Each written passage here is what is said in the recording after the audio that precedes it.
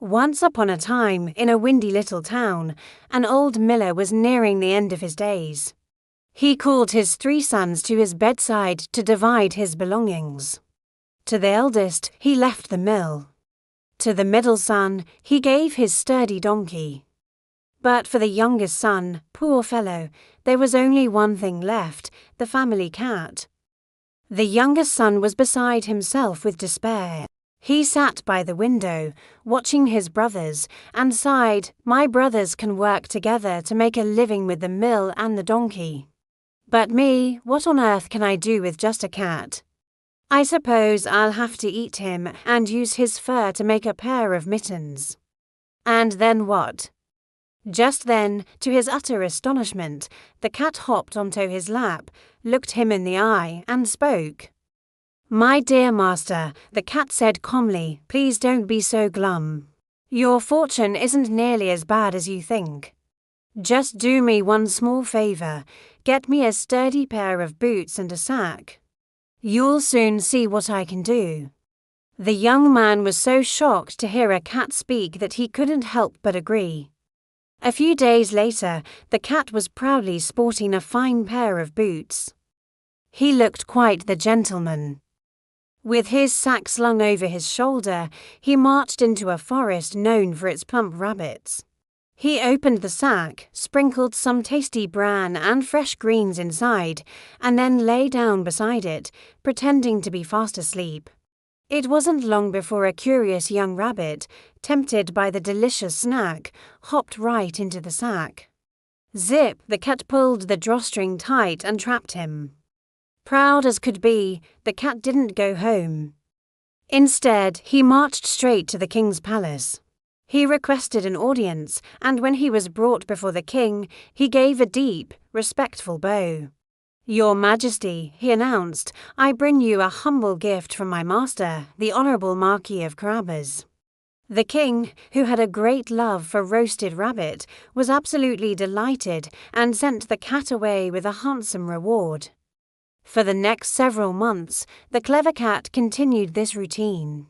He would bring partridges, quails, and all sorts of game to the palace, always presenting them as gifts from the mysterious Marquis of Carabas. The king grew very fond of these delicious presents and became quite curious about this generous nobleman. One sunny afternoon, the cat overheard some gossip at the palace. The king and his daughter, the most beautiful princess in the entire kingdom, were planning their carriage ride along the riverbank that very day. The cat raced home in a flash. "Master, master," he cried, "your fortune is about to be made. Just follow my instructions precisely. Go down to the river and take a bath. Leave everything else to me." The miller's son, trusting his remarkable cat, did exactly as he was told. As the royal carriage approached the river, the cat began to scream at the top of his lungs, "Help! Oh, help! The Marquis of Carabas is drowning! Help!" The king heard the cries and recognized the cat who always brought him such wonderful gifts. He immediately ordered his royal guards to rescue the drowning Marquis. While the guards pulled the young man from the water, the cat spun a tale for the king. "Oh, your Majesty," he lamented, "while my poor master was bathing, a band of thieves came and stole all his clothes." In truth, the cat had simply hidden them under a large rock. The kind king immediately sent a courtier back to the palace to fetch one of his own finest suits. When the miller's son was dressed in the magnificent royal garments, he looked incredibly handsome and noble. The princess, seeing him, fell in love at first sight. The king was also very impressed and graciously invited the Marquis to join them in the carriage for the rest of their ride. The cat, overjoyed that his plan was working, ran on ahead of the carriage. He soon came upon a vast field where peasants were harvesting wheat. He put on his most menacing look and told them, "Listen carefully. When the king's carriage passes, he will ask you who owns this land. You must tell him it belongs to the Marquis of Carabas. If you say anything else, I will have you all chopped into mincemeat." The peasants were terrified of the stern-looking cat in boots and quickly agreed. Sure enough, when the king passed by, he leaned out and asked, "To whom do these beautiful fields belong?" And just as they were told, the peasants all replied, "They belong to the Marquis of Carabas, your majesty." The king was thoroughly impressed by the marquis's apparent wealth.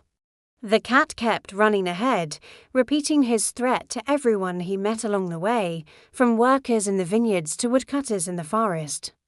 Each time the king asked, the answer was the same, and the king grew more and more astonished at the marquis's vast estate. Finally, the cat arrived at a magnificent, towering castle. This castle belonged to a fearsome ogre, who was not only the true owner of all the lands they had passed, but also a powerful magician. The cat, bold as ever, knocked on the grand door and requested an audience. "Sir Ogre," the cat began with a polite bow, "I have heard incredible tales of your magical abilities. They say you can transform into any creature you wish, even a mighty lion or a colossal elephant." The ogre, puffed up with pride, boasted, "That's true." To prove it, he instantly transformed into a roaring lion. The sight was so terrifying that the cat scrambled up the curtains in fear. Once the ogre changed back, the cat, still trembling a little, said, "Amazing, but turning into a large animal must be simple for someone of your power. I bet you couldn't possibly change into something very, very small. Like a mouse. Impossible," roared the ogre, his pride wounded. "Watch this." And in a puff of smoke, he transformed himself into a tiny brown mouse scurrying across the floor. In a flash, the cat pounced and gobbled him up in one gulp. Just then, the king's carriage rolled up to the castle gates. The cat ran to greet them, bowing low and announcing, "Welcome, your majesty, to the castle of the Marquis of Carabas." The king was speechless. This castle was even grander than his own. He turned to the young man and said, "My dear Marquis, with such wealth and character, there is only one thing left to do. Would you do me the honor of becoming my son-in-law?" The miller's son, hardly believing his luck, joyfully accepted. The wedding took place that very day, and he became a prince. As for the clever cat in boots, he became a great lord of the court and lived in luxury for the rest of his days, never having to chase mice again. Unless, of course, it was for fun. This story shows us that true wealth isn't always gold or land. Sometimes the greatest treasures are a quick mind, a brave heart, and a loyal friend. Thanks for watching. If you enjoyed this story, don't